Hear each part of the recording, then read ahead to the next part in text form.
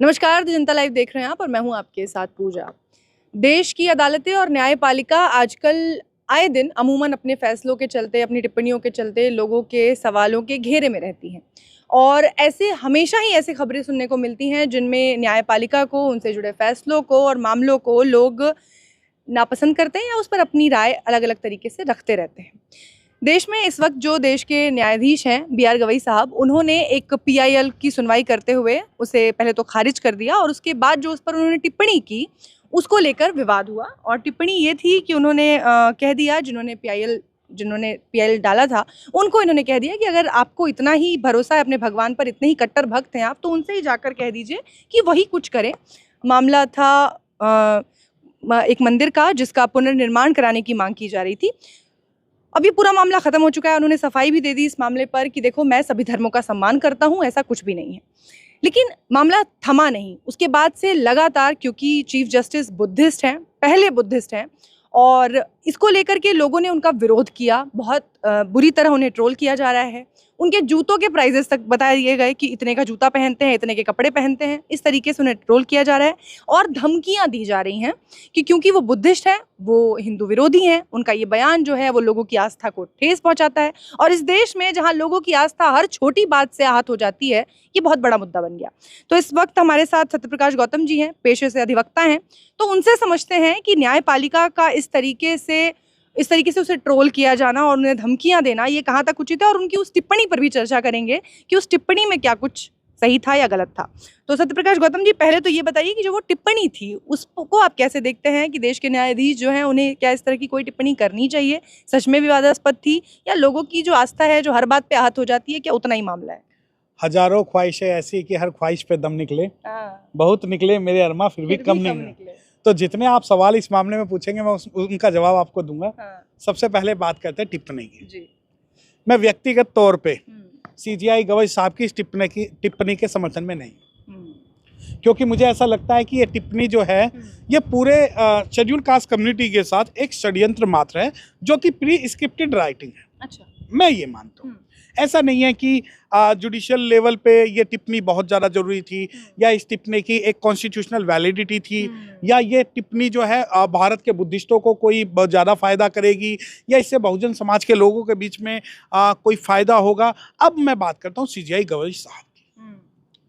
CGI Gavai साहब आते हैं, सबसे पहले आरक्षण का मुद्दा उठाते हैं जी। और कहते हैं कि आरक्षण जो है some caste of the schedule caste are grabbing the benefits of the reservation, कि भाई सबसे पहले जो है शेड्यूल कास्ट रिजर्वेशन के अंदर जो है वो करिए, आप क्लासिफिकेशन करिए कि इस व्यक्ति ने अगर अच्छा सूट पहना हुआ है तो ये जो है शेड्यूल कास्ट कहने लायक नहीं है। इसकी अगर चपरासी की हाँ जो नहीं ये आम सीजीआई की राय मैं बता रहा हूँ, और सब लोग तालियां बजाते हैं, पूरे भांड मीडिया, पूरा बनुवाद सब कहते हैं कि हाँ सीजीआई हुआ तो ऐसा हुआ। वही जो है सीजीआई साहब फिर कहते हैं कि आरक्षण के अंदर भी क्रीमी लेयर लगाना चाहिए, जबकि वो खुद भूल जाते हैं कि वो एक अप्रत्यक्ष आरक्षण के मार्फत ही यहाँ पर आ पाए हैं, वरना वो एक एमएमबी नहीं बन पाते। ठीक है, ये पहला हमने बोला। तीसरी बात कि सीजीआई गवई साहब जब आते हैं तो सबसे पहले उन्हें जो पेश किया जाता है वो एक भारत के एक ऐसे सीजीआई के रूप में पेश किया जाता है, जब से वो आ रहे हैं जब से मतभेद ही मतभेद है। अब देखिए, वो आए, उन्होंने सब क्लासिफिकेशन का जो जजमेंट है वो लागू कर दिया,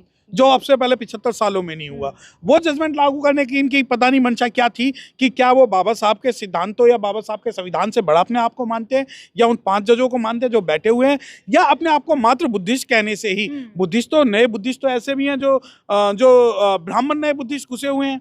अब जैसे कि महाबोधि विहार है, वहाँ के जो अधिकतर जो बुद्धिस्ट हैं वो उन्हीं की विचारधारा को समर्थन करते हैं, तो क्या आपको उनको रियल बुद्धिस्ट कहेंगे? अब बात आती है दूसरी कि पहले तो शेड्यूल कास्ट के बीच में बाइफर्केशन हुआ, उसके बाद वक्फ का मुद्दा लिया है। वक्फ के अंदर हिंदू मुस्लिम की खाई पटी, जब वो खाई बचती है तो उसके बाद में ये एक कमेंट करते हैं। उस कमेंट को करने के बाद समाज के अंदर ये हो जाता है कि भाई ये सीजीआई जो है गवई वो खराब है। देखिए, मैंने क्या कहा, अगर वो चीफ जस्टिस ऑफ इंडिया है, इसका मतलब ये नहीं है कि मेरे पूरे बहुजन समाज का वो प्रतिनिधित्व कर रहे हैं। ना, वो आए हैं क्योंकि सरकार की मंशा। अब एक बात बताएं, सीजीआई गवई साहब ने कहा कि मैं जो है रिटायरमेंट के बाद कोई भी पद नहीं लूंगा। क्यों भाई? अगर आप एनएचआरसी के चेयरमैन बन जाते हैं या नेशनल ग्रीन ट्रिब्यूनल के चेयरमैन बन जाते हैं, अगर नेशनल ग्रीन ट्रिब्यूनल के चेयरमैन बनेंगे तो लाखों करोड़ों आदिवासियों का भला करेंगे, और एनएचआरसी के अगर चीफ बन जाते हैं तो आप पूरे भारत के लोगों का भला करेंगे, परंतु आप ये इसलिए नहीं कर रहे क्योंकि आपको पता है कि सरकार वहां आपको अपॉइंट नहीं करेगी। अच्छा, इससे पहले कि पहले कोई मुझे मारे तो मैं अपने गाल पे मार लूं कि हाँ कि मैंने वो पद त्याग दिया। सिर्फ खेल रहे हैं, सिर्फ खेल रहे हैं। अब आ जाओ इस स्टेटमेंट, एक स्टेटमेंट आया। स्टेटमेंट आने के बाद में इन्होंने कहा जी जाओ अपने भगवान से कह दो कि वो बना ले हमारा, है ना, क्योंकि ये आर्कियोलॉजिकल सर्वे ऑफ इंडिया का एक एक्ट है जिसके अंदर में मोन्यूमेंट जो है प्रोटेक्टेड किए जाते हैं, संविधान के एज इट इज रखे जाने। अगर सीजीआई गवई साहब ये कहते उस दिन कि जितने भी भारत के बुद्धिस्ट मंदिरों को तोड़ के मंदिर बनाए गए हैं उन पे मैं एक्शन चाहता हूं, तो यकीन मानिए सीजीआई गवई के सामने सबसे पहले खड़ा होने वाला व्यक्ति मैं होता और मेरा पूरा बहुजन समाज होता, और जिसमें दम है वो चैलेंज करके दिखा देता। क्या सीजीआई गवई साहब ने महाबोधि टेम्पल एक्ट पे कोई प्रतिक्रिया दी? क्या सीजीआई गवई साहब ने उसी पिटीशन में ये कहा कि जो एक खुजराहो के मंदिर की बात है, कहीं ना कहीं ये भी जो चोल साम्राज्य से जो जुड़े हुए जो मंदिर है इनमें भी बुद्धिस्ट, हाँ उसमें भी जो बुद्धिस्ट मोन्यूमेंट्स है उसके बारे में कीजिए।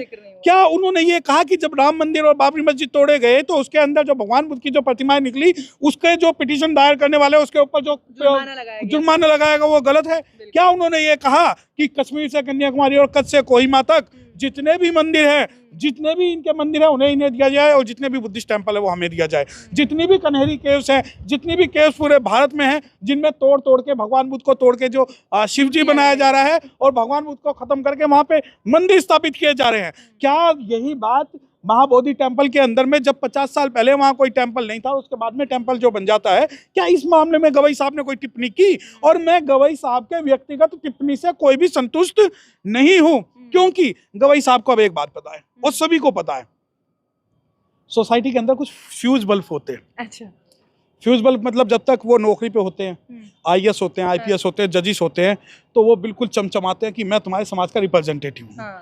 उसके बाद में वो नौकरी करके बाहर आते हैं और उन्हें ऐसा लगता है कि अब पूरा समाज उन्हें सीजीआई की तरह, राष्ट्रपति की तरह, आईपीएस की तरह, आईएएस की तरह सम्मान देगा, परंतु जैसे ही वो नौकरी से जाते हैं उनका बल्ब फ्यूज हो जाता है, उसमें कोई लाइट नहीं होती। अब सीजीआई साहब को भी लग रहा था कि नहीं यार, आरक्षण विरोधी मैंने फैसला दिया है, शेड्यूल कास्ट के पक्ष में कोई मैंने फैसला नहीं दिया, वक्फ का जो मामला है उस मामले में, एसआईआर का मामला है उस मामले में, और सबसे बड़ा मामला मैं आपको एक चैनल के माध्यम से बता दूं, पहले एक कॉन्सेप्ट था डाइवर्ट रिजर्वेशन। डाइवर्ट रिजर्वेशन का मतलब होता है कि कोई शेड्यूल कास्ट या ओबीसी का कोई व्यक्ति अगर जनरल के बराबर कोई भी मार्क्स लेके आता तो उसका जो रिजर्वेशन वो जनरल में कन्वर्ट हो जाएगा, जो नॉन ओपन कैटेगरी है। सीजीआई साहब ने मना कर दिया उसको कि नहीं, ये 2 हफ्ते पहले की मैं जजमेंट बताता हूं, तो गवई साहब कहते हैं नहीं डाइवर्ट रिजर्वेशन नहीं होना चाहिए, इससे तो जो है जो नॉन रिजर्व कैटेगरी है उसका नुकसान होगा। ठीक है, अब इससे करोड़ों लोगों का, एक दो का नहीं, करोड़ों लोगों का जो है वो नुकसान हुआ, एससी और ओबीसी और एसटी का। ठीक है, अब उसके बाद में आता है कि नहीं ये तो यार जजमेंट मैंने सरकार के कहने पे दे तो दी, अब मैं समाज में कैसे कहूं?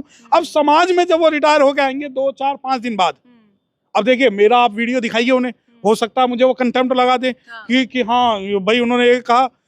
ये सिर्फ पृष्ठभूमि इसलिए तैयार की जा रही है कि समाज में रिटायर होने के बाद में मुझे सम्मान कौन देगा, तो मैं कम से कम समाज में जाके ये तो कह दूंगा कि मैंने भगवान के खिलाफ एक टिप्पणी की थी, और इसलिए रिटायरमेंट से पहले, ये जुम्मा 4-5 दिन पहले जो है इन्होंने एक टिप्पणी की। अब आप देखिए इस बयान के एक ब्रॉडर प्रोस्पेक्टिव में एक चीज समझिए, कल वो जोधपुर जाते हैं जी, कल परसों वो जोधपुर जाते हैं, वहाँ बाबा साहब का एक प्रोग्राम होता है, उस प्रोग्राम के अंदर मेघवाल साहब हैं, उस प्रोग्राम के अंदर सीजीआई साहब है, और उस प्रोग्राम में बखेड़ा होता है, और सोशल मीडिया पे ये देखिए कि वो we want high court justice, we want high court के एक नारे लगते हैं, और हमारे ना तो चीफ जस्टिस ऑफ इंडिया ना ही मेघवाल साहब, और ऐसा पूरे भारत में इस प्रोग्राम से पहले कभी नहीं हुआ कि चीफ जस्टिस तो क्या, चीफ जस्टिस हाई कोर्ट भी अगर आ जाए तो भी इतना हंगामा नहीं होता। अब चीफ जस्टिस की जहां तक बात है, सुरेश कैत साहब जब मध्य प्रदेश के हाई कोर्ट जज थे, जब वो बाबा साहब की स्टैचू लगवाने के लिए प्रयासरत थे,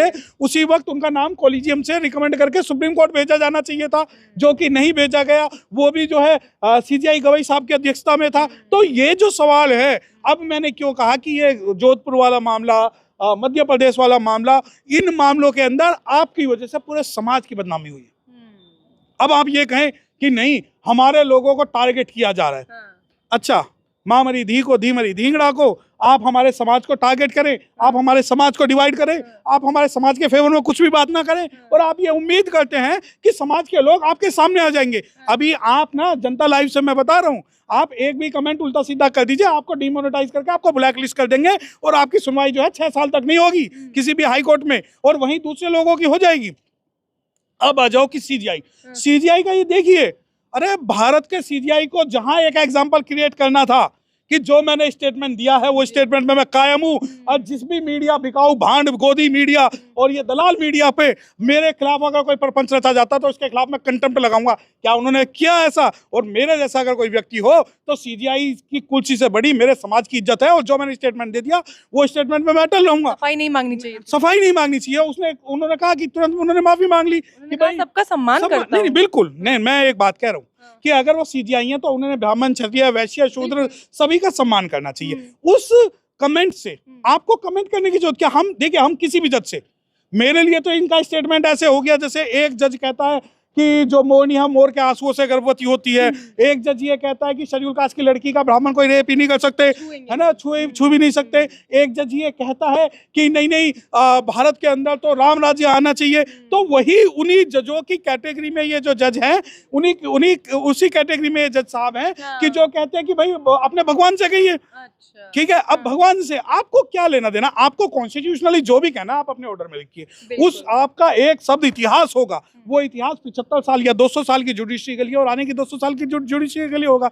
परंतु ये जो चीजें अब देखिए, लेकिन समाज में जो बौद्धिस्ट लोग हैं या जो बहुजन समाज के लोग हैं वो खुश भी हुए ना उनके इस टिप्पणी से। उन्होंने कहा कि फाइनली अब हमारा कोई रिप्रेजेंटेशन आया है, और उन्होंने कुछ इस तरीके से तुम्हारा जो ये मनगढ़ंत, तुम्हारी जो ये मनुवादी व्यवस्था है उस पर चोट पहुंचाई है। क्या उसके देखिए, हमारे एक गाना है कि सच है दुनिया वालों की हम है अनाड़ी, सीखी सारी चीजें ना सीखी होशियारी। समाज के लोगों को थोड़ा होशियार होना पड़ेगा। उन्हें लगता है कि जो जय भीम कर रहा है, जो भगवान का विरोध कर रहा है, वो हमारा है, और बस वो 2-3 चीज करके कोई जो है चीवर इनमें घुस जाए तो ये जो सारे शेर है भेड़ों को भी अपना नेता मान लेते हैं।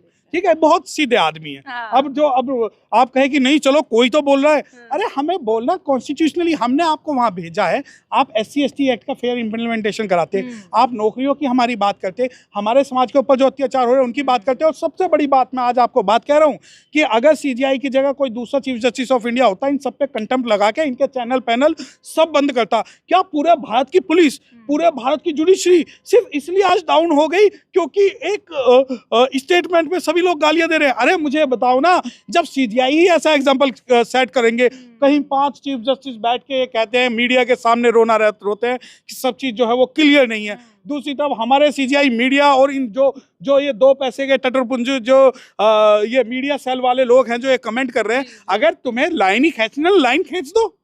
मैं सभी मीडिया को कह रहा हूँ कि आप उस तरफ और हम इस तरफ फिर गालियां देके देखो ना। अब कोई कहता है कि जूते, अबे जूते तो बनाने हमने सिखाए हैं, तो जूते मारना भी हमने सिखाए हैं। और ये बात बता दूं कि हमने हथियार चलाने छोड़े हैं, और जूते बनाने छोड़े, हथियार चलाना नहीं छोड़ा। और ये जूते बनाने वाली जो बात है कि जो वो एलिगेट कर रहे हैं ट्रोल, अरे ये तो सिर्फ अभी तो ली अंगड़ाई है, आगे वो लड़ाई है हमारे पास। हम बहुत बड़े बड़े जो चीजें हैं वो करने वाले लोग हैं, आप हमें ट्रोल कर लीजिए। देखिए CGI गवई साहब अगर पूरे अपने टेन्योर में 2 काम अगर ऐसे कर देते ना कि जो बहुजन समाज या संविधान के पक्ष में होता, सिर्फ संविधान के, बहुजन समाज के, तो जो ये लोग ट्रोल कर रहे हैं, नेपाल में तो ये भाग भी गए थे, इंडिया में इन्हें भागने की जगह भी नहीं मिलेगी। लेकिन जब अपना सिक्का खोटा हो तो दूसरे को दोष नहीं दे सकते। CGI गवई साहब, हम बड़ी उम्मीदों से लग रहे थे कि नहीं CGI गवई साहब आए तो जरूर संपूर्ण समाज का कुछ ना कुछ भला होगा।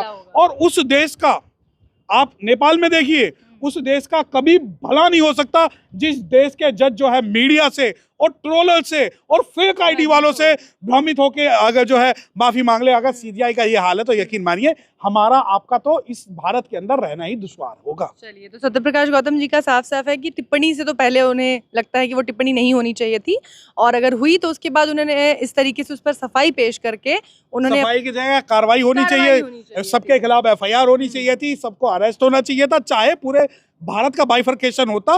परंतु एक संविधान की लड़ाई में, कि संविधान की लड़ाई में कि हमारा आदमी भी मजबूत है और हम उसके साथ खड़े हैं, परंतु संवैधानिक लड़ाई ना होकर हम लोगों को दिग्भ्रमित और बहुत अहम मुझे लगता है मौका मिला है BR गवई साहब को कि उनके समय में सबसे ज्यादा अभी कोर्ट में केस है महाबोधि महाविहार का। अगर वो चाहें और अपने समाज को सच में कुछ देना चाहें तो वो उस मामले को थोड़ा आगे बढ़ा सकते हैं। देखिए, अगर वो इस मामले को कर दें तो मैं कल से CJI गवई के सामने खड़ा हो जाऊंगा और उनकी जो पहली प्रोटेक्शन होगी, मैं और मेरे समाज के 50,000 वकील जो दिल्ली तो में है। नहीं, मैं उम्मीद करते हैं। नहीं, मैं गाना मैंने सुनाया ना, सच है दुनिया वालों, मुझे कोई उम्मीद नहीं है।